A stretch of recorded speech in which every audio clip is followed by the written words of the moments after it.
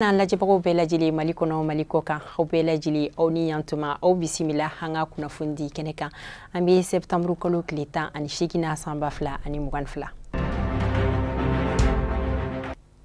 Diɲɛ jɛkuluba ni o ye olu ye laseli dɔ kɛ ka ɲɛsin dugu jukɔrɔ mugu olu minnu donna an fɛ Mali la kabini juillet kalo wagati la san 2013 la fo ka taa se ɲinɛ san juillet kalo tɛmɛni ma san 2022 o kunnafoniw na o kumana k'a fɔ ko dugu jukɔrɔ mugu pɛrɛn minnu donna Mali dugu jukɔrɔla la ko tagara bɛn 1444 hakɛya de ma minnu donna Mali dugu jukɔrɔla la wa fana ko kɛra sababu ye ko ka kasara caman ko o lase jamana kɔnɔ ko sabula mɔgɔ 158 ko olu tora a ko da fɛ ani fana ko mɔgɔ 2307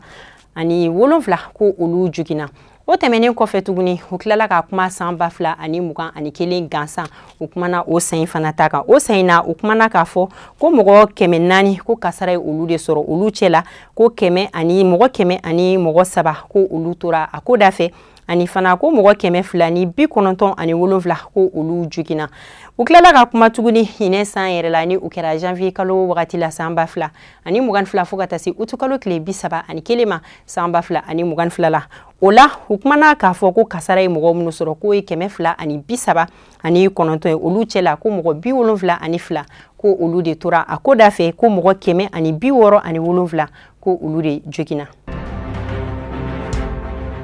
Silsi ale jamana 17 olu ka fara ɲɔgɔn kan jɛkulu min yɛrɛ bilala sina jamana ɲɛmɔgɔ fɛ ni o kɛra septembre kalo tile 12 la san 1973 la ni jɛkulu a ka baara yɛrɛ ɲɛsinin don fɛn min ma o de ye ka se ka ja ka o kɛlɛ ani fana mɔnikɛlaw ka se ka ani bagan maralaw ka olu dɛmɛ walasa u ka baara a bɛ se ka kɛ ka ɲɛ u bolo cogoya min na Sahel jamana ani farafina kilebi yan fan fɛ olu bɛɛ lajɛlen ka baaraw ka se ka ɲɛ u bolo ani ni jamana 17 yɔrɔ la dungafa o ka se ka sabati ni jɛkulu a ye san 50 sɔrɔ ni o kɛra septembre kalo tile 12 tɛmɛnen san 2022 o don kelen masinen na u ye u ka lajɛ 37nan kɛ ni don kelen na ni o tɛmu yɛrɛ tun bɛ fɛn min kan o de ye ko lakanabaliya u bɛ se ka kɔlɔlɔ min lase baganw ma u tun bɛ ka kuma o kan a kɛnɛ la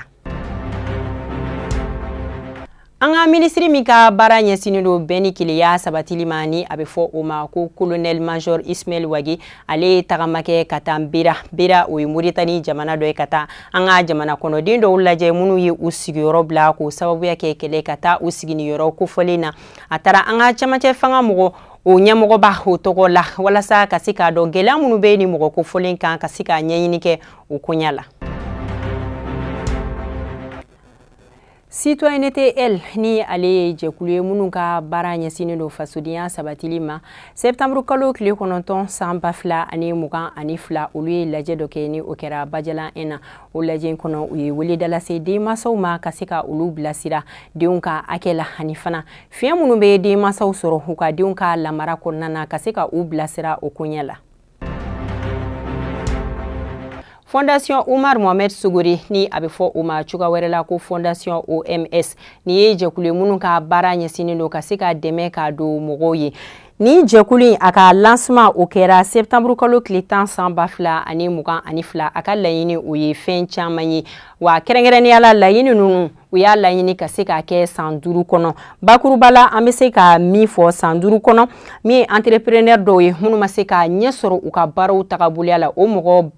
ba kɛmɛ hakɛya ka se ka olu dɛmɛ ka olu bilasira ka hakilina ɲuman di u ma walasa u ka baara ninnu a bɛ se ka yiriwa u bolo cogoya min na ani denmisɛnnin minnu bɛ yen fana denmisɛnnin 2000 hakɛya ni olu ye kalankɛlabaw ye nka ni se tɛ u masaw ye ka se ka u dɛmɛ walasa u ka kalan ka taa ɲɛ cogoya min na san 5 kɔnɔ ka se ka ni denmisɛnnin 2000 ka olu fana dɛmɛ walasa u ka kalan u bɛ se ka ɲɛ sɔrɔ a la cogoya min na o tɛmɛnen kɔfɛ ko mɔgɔ minnu bɛ an ka jamana kɔnɔ ni avocat tali fana se tɛ olu ye u bɛ olu fana dɛmɛ ka avocat ta k'a di olu ma fu la sariya sira fɛ ani denmasa minnu bɛ fana ni olu tɔgɔw sɛbɛnnen tɛ AMO ani INPS kan denmasa 50 hakɛya ko san 5 kɔnɔ ka se ka olu ka o kunnafoni AMO ani INPS nafa la ani fana ka tila ka olu tɔgɔ sɛbɛn AMO ni INPS la tuguni u ye laɲini mun kɛ mɔgɔw fɛ o de ye ko ka taa u tɔgɔ sɛbɛn ninnu ka yɔrɔ kofɔlen na ni u sigiyɔrɔ yɛrɛ bɛnnen don Bulukasobugu la ko ni mɔgɔ minnu mago bɛ kunnafoni wɛrɛ la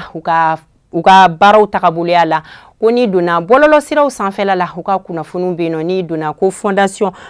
Umar Mohamed Suguri ko kunnafoni caman ko o be sɔrɔ u ka fɛnw ka wa min ye tɔgɔ sɛbɛn fana ye k'o ye fu ye. Septembre kalo tile 12 sanba 2022 Masina fanfɛla la min ye yenkaw ye olu ye laɲini kɛ an ka jamana ɲɛmɔgɔ fɛ o de ko ji ko dɛsɛ ko donna u ka yɔrɔ la k'u b'a ɲini an ka jamana ɲɛmɔgɔ fɛ ka se ka fɛɛrɛ don o koɲa la. Ali bi mɔgɔ minnu ye u sigiyɔrɔ ka o bila ko sababuya kɛ kɛlɛ ye ni olu dɔw sigiyɔrɔ bɛnnen don bibina Fana ani Minaka kunnafoni dɔw bɔra k'a fɔ ko mɔgɔ 60 ani kɔ ko ali bi ko gɛlɛya bɛ olu kan u y'a laɲini an ka jamana ɲɛmɔgɔ fɛ ka se ka dɛmɛ don u ye ko sabula baɲumankɛtɔn mɔgɔ minnu tun bɛ u ka yɔrɔ la ni olu tun bɛ dɛmɛ kɛ ko bibina k'olu si tɛ yen fana. N'an bɔra an bɛ taga Tomora ni o ye Usubi Janya o dugu dɔ ye yen mɛri ye laseli dɔ kɛ min ye Mali ka yɛrɛmahɔrɔnya o ɲɛnajɛ hukumu kɔnɔ ko ɲinɛ san na 20 septembre k'o tɛ kɛ olu ka yɔrɔ la ko sababuya kɛ ko san tɛmɛnen ta la ko kojugu dɔ kɛra u ka yɔrɔ la ko sigidaladenw ko fɔɲɔgɔnkɔ dɔ kɛra u ni ɲɔgɔn cɛ ko min kɛra sababu ye mɔgɔ kelen ko o tora a ko dafɛ ko mɔgɔ caman fana k'olu minɛna ka datugu ko min yɛrɛ kɛra sababu ye fana ko ka basigibaliya ko k'o kɛ bafula bɛ yɔrɔ dɔw la o hukumu kɔnɔna na ko 22 septembre ko o ɲɛnajɛ tɛ kɛ u ka yɔrɔ la. Aisha Kone ni ale ye dɔnkilidalaba ye Côte d'Ivoire jamana kan n'a si bɛ san 65 la ale ka dɔnkilida san 45 o ɲɛnajɛ hukumu kɔnɔna na a kun ye dɔnkili dɔ da ka ɲɛsin an ka jamana ɲɛmɔgɔ ma ni o ye Colonel Assimi Goïta ye ko sababuya kɛ a bɛ ka baara min kɛ an ka jamana in n'a fɔ tɛmɛnin na a ye dɔnkili da masakɛ caman na farafinna jamana kɔnɔ minnu ye u ka baaraw ka ɲɛsin jɔnya kɛlɛli ma a ye o dɔ kɛ ka ɲɛsin an ka jamana ɲɛmɔgɔ ma u ni a baarakɛ ɲɔgɔn tɔw bɛɛ lajɛlen dɔnkili a ye dɔnkili bila bɔlɔlɔ sira sanfɛ dɔgɔkun tɛmɛnen yɛrɛ la. Mali ale ni Côte d'Ivoire olu cɛla o gɛlɛyalen don ko sababuya kɛ Ivoiriyɛnw ka cɛ 46 tɔ min bɛ an ka jamana kɔnɔ olu ka segin baliya la o hukumu kɔnɔna na ciden dɔw kun nana Mali la walasa min Ivoiriyɛnw ka cɛ 46 in o ka se ka segin ka taa o kɔnɔna na an ka jamana ɲɛmɔgɔ Colonel Assimi Goïta ale ko walasa ninnu ka se ka segin ka taa ko fo ka falen de kɛ Mali ka cɛden minnu bɛ yen nɔ Côte d'Ivoire jamana kan ni olu fana ɲininen don an ka sariya mɔgɔw fɛ ni olu ma se ka lasɔrɔ ko ka falen kɛ olu la ko ka a baaraw kɛ ni sariya sira ye o kɛra sababu ye min ye Alassane Dramane Ouattara ale fana bɔra ka kuma u ye lajɛ dɔ kɛ u ka jamana yɛrɛ kɔnɔ ni o kɛra septembre kalo tile 14 na san 2022 o lajɛ in kɔnɔ o kumana fɛn caman kan ni o dɔ de Alassane Dramane Ouattara ale bɔra k'a fɔ ko ni waleya min ko ni a bɛ ka kɛ ko olu ka cɛdenw minɛlen de don ko otage la Mali kɔnɔ o kɔnɔna na k'a bɛ na sɛbɛn don an ka jamana ɲɛmɔgɔ o kan o ni mɔgɔw ka yɔrɔ la u ka sariya bolo la k'a bɛna taa sɛbɛn don Colonel Assimi Goïta kan ni waleya ninnu tɛmɛnen kɔfɛ ni falen kuma in fɔlen an ka jamana ɲɛmɔgɔ fɛ kunnafoni dɔw bɔra k'a fɔ ko an ka Mali cɛden minnu bɛ yen nɔ ni olu ɲininen don an ka sariya bulon fɛ ni o dɔ ye Cɛma Iber Kulibali ko bibi in na ko ale tagara Faransi ko ka Faransi sɛgɛrɛ min ye Bubu Sise ye ko ale tagara Niger jamana kan nka kunnafoniw y'a yira k'a fɔ ko Karim Keita ko ale bɛ Côte d'Ivoire jamana kan fɔlɔ. An lamɛnbaga n'an lajɛbagaw bɛɛ lajɛlen an sera ka kunnafoni minnu sɔrɔ ka ɲɛfɔli k'aw ye o kan o kɛra nin ye an bɛ foliba lase aw bɛɛ lajɛlen ma aw minnu ni aw tɛ sɛgɛn ka to k'an lajɛ sanga ni wagati bɛɛ lajɛlen la o tɛmɛnen kɔfɛ fana an bɛ foliba lase an ka dibila baarakɛbagaw fana ma an bɛ u bɛɛ lajɛlen de fo aw k'an bɛn sanga wagati wɛrɛ ni Ala ka jɛ ye.